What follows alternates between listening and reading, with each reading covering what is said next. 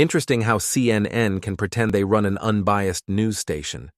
Madam Vice President, Governor Wells, thank you so much for sitting down with me and bringing the bus. That Dana Bash is such a friendly journalist. Holy moly, look at that face. There's rage behind those eyes. Oh, I get it. She's interviewing that Republican, J.D. Vance. Here she is interviewing Kamala Harris. What a difference. Look at this. She can't even talk without a schoolgirl smile. What would you do on day one in the White House?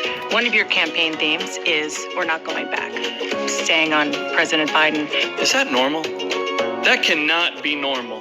Let's see how she acts around JD. She looks like she's dying inside.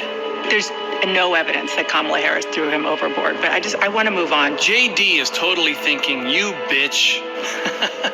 They can call me whatever they want to. You're saying Tim Walz doesn't have affection for his wife? I don't even understand that. It's just untoward to be criticizing somebody who served for 24 years. Is it also untoward to interrupt someone constantly? And for us all to respect one another, that's all he's on that issue.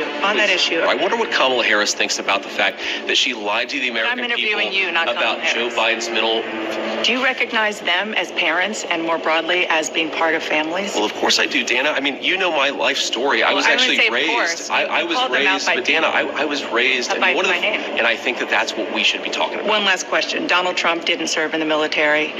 He received a medical draft deferment for bone spurs to avoid serving in the Vietnam War, reportedly as a favor to his father. Do you find that shameful too? God damn, Dana Bash brings the sass. Let's see what kind of hard-hitting questions she gave to Kamala. The photograph that has gone viral. You were speaking, one of your grandnieces that you were just talking about was watching you accept the nomination.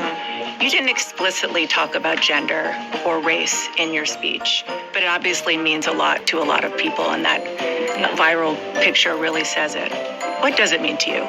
Tell me about how you feel, Kamala. One of the first people that I gave a hug to after my RNC convention speech was my stepmom, who's been an incredibly important person in my life. She's not childless. My kids call her Mama. Of course she's not childless, but again, you called her that. The criticism, I certainly have not called my own stepmom childless. Kamala Harris. I criticized Kamala Harris for being part of a set of ideas. I criticize people for being anti-child, and I do think that Kamala Harris has made some bizarre statements. Listen, I don't want to seem ungrateful. I'm super thankful that we have an unbiased journalist who can sit down with Tim and Kamala and edit it down to all the best parts and then refuse to release.